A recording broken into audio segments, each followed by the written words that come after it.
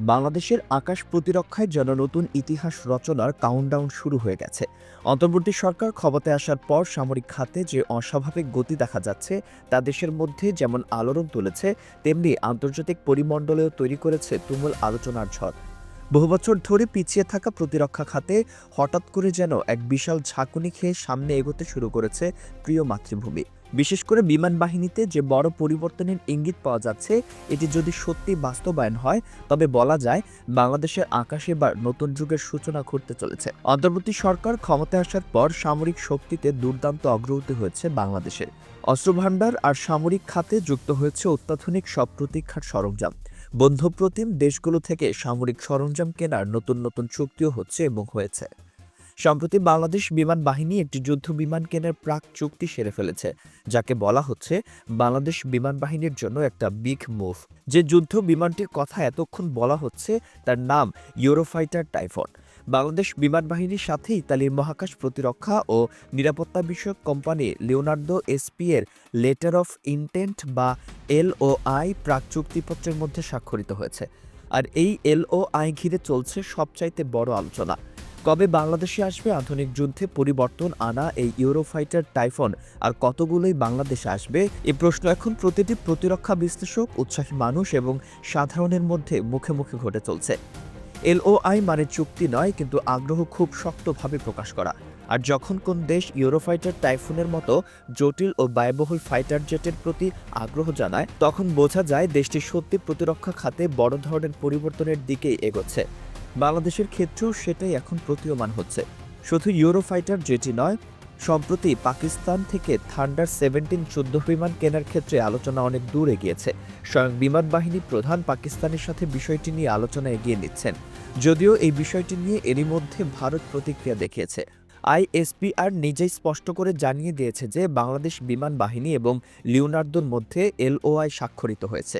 গেল ১.৫ দশক ধরে প্রতিরক্ষা খাতে উল্লেখযোগ্য কোনো অগ্রগতি না হওয়ায় দেশের নিরাপত্তা বিশেষজ্ঞরা বারবার হতাশা প্রকাশ করছিলেন। ভারতের সঙ্গে সামরিক সহযোগিতা থাকলেও অনেক ক্ষেত্রেই তাদের ইচ্ছা বা চাপের কারণেই ঢাকার সমরাস্ত্রের আধুনিকায়নের এই প্রকল্পগুলো থেমে গিয়েছিল। এই অভিযোগও বহুবার উঠেছে। বিশেষ করে বিমান বাহিনীতে পুরনো ফাইটার জেট ছাড়া আধুনিক কোনো যুদ্ধবিমান এতদিন ছিল না। মিগ-29 বা F-7 সিরিজ নিয়ে আধুনিক যুগের যুদ্ধে টিকে থাকা প্রায় অসম্ভব, বিশেষ করে যখন প্রতিবেশী দুই দেশের সুপারসনিক ও হাইটেক ফাইটার জেটের মালিক। ভারতের হাতে আছে ফ্রান্সের তৈরি ৩৬টি রাফায়েল, সুখোই এমআই এবং মিরাজ ২০০০-এর মতো ভয়ঙ্কর সব যুদ্ধবিমান। মিয়ানমারের তালিকায় আছে রাশিয়ার সুখোই SEO, যা বাংলাদেশি বিমানগুলোর তুলনায় অনেক অনেক গুণ এগিয়ে। ফলে বাংলাদেশের আকাশ প্রতিরক্ষা কার্যত একটি গভীর সংকটে পড়ে গিয়েছে। কিন্তু অন্তর্বর্তী সরকার ক্ষমতায় আসার পর এই সমীকরণগুলো দ্রুতই বদলাতে শুরু করে। আর সে বদলের কেন্দ্রবিন্দুতে আছে ইউরোফাইটার টাইফুন এবং JF-7 থান্ডার যুদ্ধবিমান। টাইফুনের নাম শুনলেই বোঝা যায় এটি কোনো সাধারণ যুদ্ধবিমান নয়। যুক্তরাজ্য, জার্মানি, ইতালি এবং স্পেন এই ৪ ইউরোপীয় শক্তির যৌথ কনসিডিটিয়াম থেকেই জন্ম নেওয়া ইউরোফাইটার টাইফুন।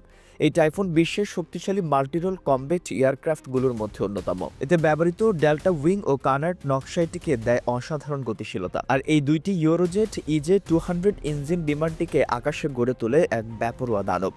ঘন্টার প্রায় ২৫০০ কিলোমিটার এর গতি, প্রায় ৩০০০ কিলোমিটার রেঞ্জ, ৫৫,০০০ ফিট উচ্চতায় উঠতে পারে।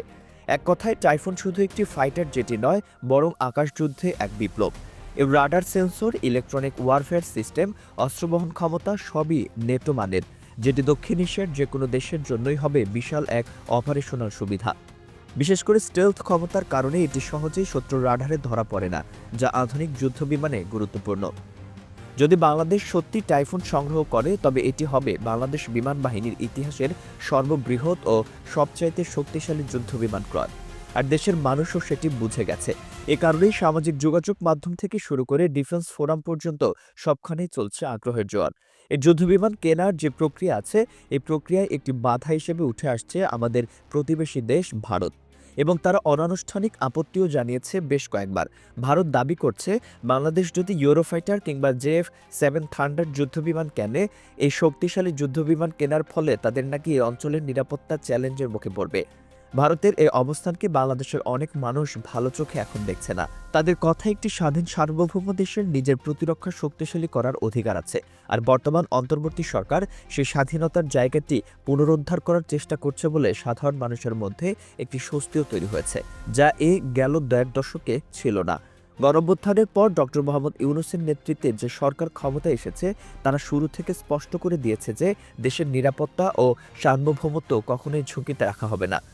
সামরিক আধুনিকায়ন, বিশেষত বিমান বাহিনীকে উন্নত করা তাদের অগ্রাধিকার তালিকার অন্যতম শীর্ষে। তাই জনগণের প্রত্যাশাও এখন আকাশ ছুঁয়েছে। অনেকেই বলছেন ইউরোফাইটার টাইফুন বহরে যুক্ত হলে বাংলাদেশের প্রতিরক্ষা সক্ষমতা এক লাফে আঞ্চলিক শক্তিগুলোর কাতারে উঠে যাবে। দীর্ঘদিন ধরে যে সীমাবদ্ধতার মধ্যে থেকে বাংলাদেশের আকাশ প্রতিরক্ষা পরিচালনা করেছে, সেই জাল কাটিয়ে বেরোনোর এই প্রচেষ্টা নিঃসন্দেহে একটা সাহসী পদক্ষেপ। আর এই অগ্রগতি বাংলাদেশের ভবিষ্যৎ সামরিক কৌশলে বড় ধরনের পরিবর্তন আনবে বলেই বিশ্বাস সামরিক বিশ্লেষকদের। আন্তর্জাতিক পর্যায়েও এটি বাংলাদেশের অবস্থানকে আরও সুদৃঢ় করবে। নেটো গ্রেড প্রযুক্তির ব্যবহারকারী রাষ্ট্র হিসেবে বাংলাদেশ বিশ্বব্যাপী আরও বেশি গ্রহণযোগ্যতা পাবে। সবশেষে একটি কথা একেবারেই স্পষ্ট, বাংলাদেশের আকাশ প্রতিরক্ষা আর আগের মতো থাকবে না। ভবিষ্যতে বাংলাদেশ হবে আরও শক্তিশালী, আরও আধুনিক, আরও আত্মবিশ্বাসী।